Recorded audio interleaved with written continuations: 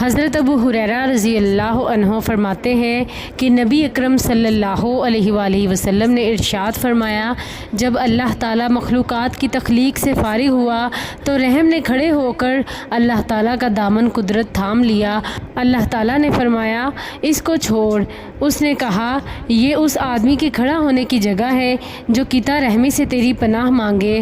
اللہ تعالیٰ نے فرمایا، کیا تو اس بات پر راضی نہیں ہے کہ میں اس سے ملوں جو تجھ سے ملے اور اس سے قطع تعلقی کروں جو تجھے توڑے؟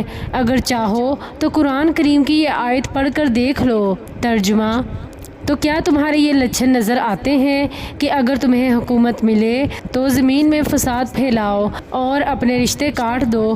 یہ ہیں وہ لوگ جن پر اللہ نے لعنت کی اور انہیں حق سے بہرا کر دیا اور ان کی آنکھیں پھوڑ دیں۔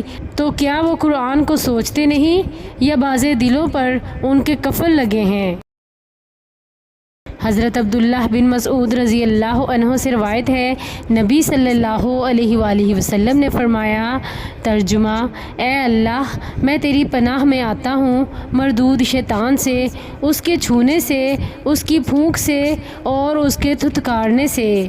راوی بیان کرتے ہیں کہ اس کے چھونے سے مراد موتا کی بیماری ہے اور اس کا تھتکارنا شاعری ہے اور اس کی پھونک تکبر ہے۔